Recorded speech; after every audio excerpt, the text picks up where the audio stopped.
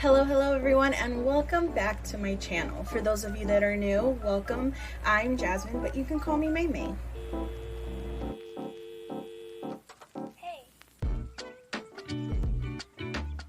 So for today's video, I'm going to be getting back into my little mini series of showing you guys what my top 5 favorite manga in each of the demographics is. And in my last video, I did my shonen series, and today I'll be doing my shoujo series. Of course, there will be some honorable mentions because, as you all know, I can't pick just 5 favorites.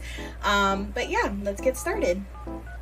So for the top 2 favorites on this list is actually done by the same manga creator, which is Mika Yamamori. So it's Tsubakicho Lonely Planet and In the Clear Moonlit Dusk. I could go on and on about how much I love these 2 series, and I feel like no matter how much shoujo series I get into, these 2 will always remain the top 2 for me.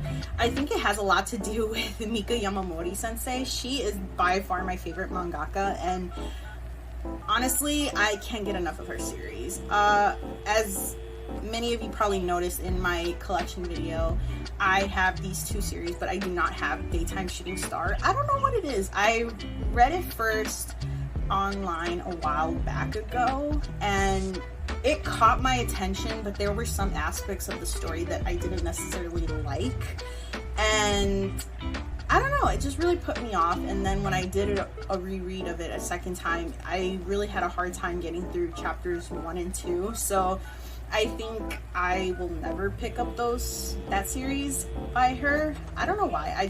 I didn't necessarily like it, but compared to that series to these 2, I just felt very captivated from the moment I read them. And even doing a reread of it physically, I was just captivated. Like, I did start both of these series digitally, and Tsubakicho Lonely Planet, it was a long time coming for the physical releases.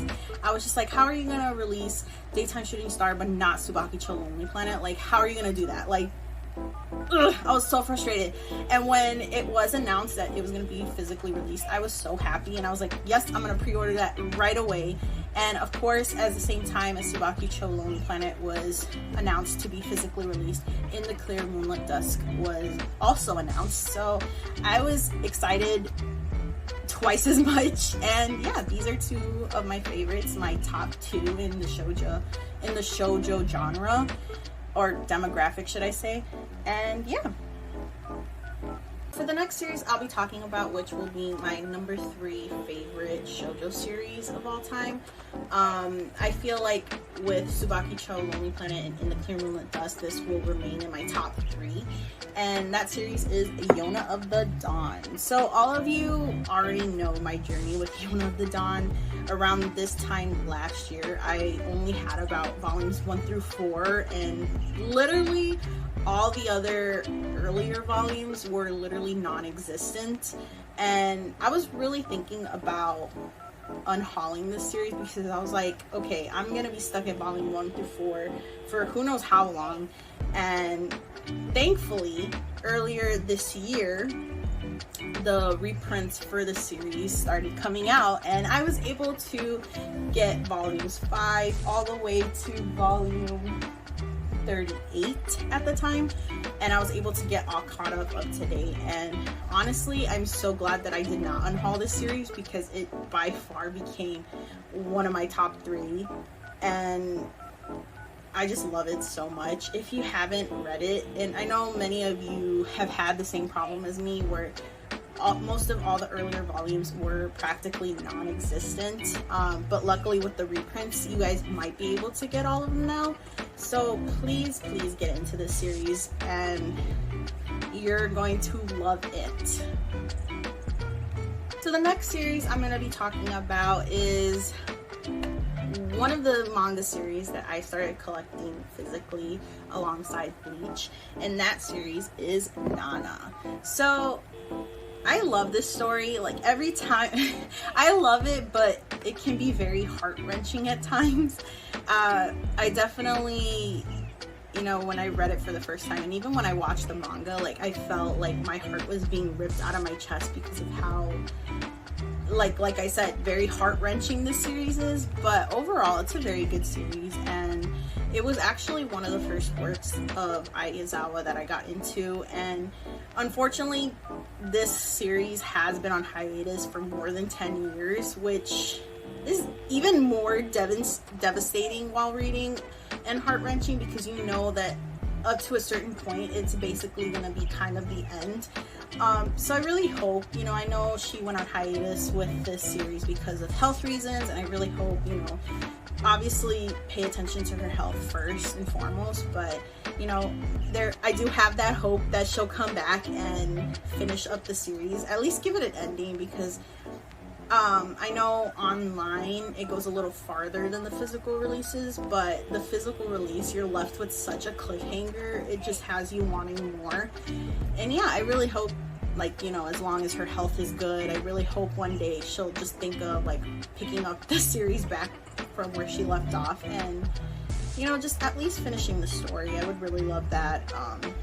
But yeah, Nana. So for the 5th pick for my shoujo series favorites, it would have to be Kami-sama Kiss. Alongside Yona of the Dawn, Kami-sama Kiss was, the earlier volumes were practically non-existent as well. I had volume 1 since I had started collecting manga, and literally at that time, like I said, the early volumes were non-existent. Like, you could not find them like on a listing on any type of store, and when you did find any of those, people were selling them for like about $40 to $50, almost $100 for the volumes, and I was just like, no. Like, I love this series, but I am not gonna go that crazy to buy it unless it's the whole set. I will never spend $100 on manga unless it's in like a box set or something. But yeah, like, I'm so lucky that eventually at like around the beginning of this year as well, that's when they were doing all the reprints, and I was able to collect all of Kami-sama Kiss, which is volumes 1 through 25. And yeah, I love especially the story and how far it goes, and I know in the anime it goes pretty far, but I feel like there were some things that were left off of it. I'm not really sure. I feel like I have to watch the anime again. But yeah, alongside with Yona, this series was like the hardest to collect because of how out of stock it was. And obviously, like I said, if you guys are interested in this series, the reprints have been a godsend, literally. So yeah, if you were ever interested in the series, please collect it, please read it. It's really funny, it's really great. There are serious moments, but not too deep, but they're pretty good. I feel like it's very well balanced with the comedic, the sad, the, you know, serious moments, and yeah. Last part of the video, I'm going to be showing you guys my honorable mentions, and I'll be starting off those with A Condition Called Love. So the first time I ever saw anything in regards to A Condition Called Love was actually a shadow box done by Pocket Pastries, aka Frankie, and I just remember seeing a young girl and a young boy just reading, and I don't know, something about the picture just screamed out love. Like, I loved it so much. Like, you know, me as a reader, I love reading, so to be able to, you know, find love with someone who reads as well, like, that is a dream of mine. And yeah, I remember just how beautiful it looked, and I instantly ordered it. And then I found out that it was actually from a series called A Condition Called Love, and I had just found out that they were starting to release it physically, so I was like, great, I can start collecting it. And after reading volume 1, I instantly fell in love with it. I love the story of it. A lot of people say that Hananoi is problematic or, you know, toxic, but I feel like when you grow up a certain way and you see love a certain way, that's how you tend to carry yourself in it, you know what I mean? And I just really felt like there was a lot of development between Hotaru and Hananoi, and you see that development as the story progresses, and you really come to love these characters and really find them so precious. Like, I don't know what I would do if I had not gotten into this series as it's been releasing. I don't know. I know that sounds dramatic, but I feel like this is such an amazing story and so great and so cute, and the love between Hotaru and Hananoi, it's just so great. And Hotaru just kind of realizing like, oh, this is what love is, this is what all girls my age talk about, like this is what love feels like. And just seeing like her growth of just realizing what love is to her, it's just so amazing, and it's such an amazing read, and I definitely recommend it. So the next series I'll be talking about, which is of course a favorite, and everybody knows that because just recently I did a reread of this series, and that series is Living Room Matsunaga-san. Just like with Tsubaki-cho Lonely Planet, Living Room Matsunaga-san is an age gap romance. A lot of people tend to stray from it because when you think of age gap, you think disgusting, inappropriate, creepy, and that opinion is valid. It's valid. You know, I have read many age gap series where I thought I would like it, but they just kind of were disgusting and creepy. But just like with Tsubaki-cho Lonely Planet, Living Room Matsunaga-san is very done respectfully. You know, both, just like in Tsubaki-cho Lonely Planet, the male protagonists are very aware of the age of, you know, the young girl. So they don't necessarily look at them in a romantic way. They more look at them as, you know, just a young girl that they need to protect. And of course, as the story progresses, they slowly start to see them romantically, but obviously not doing anything inappropriate or creepy in any way. You know, they're just like, okay, if this is something real, we will wait until you're of age and we could see from there. You know, so they're really respectful in the aspect where they're like, okay, if this is something real, we will wait until you're old enough and still see if that's something we want to do. And yeah.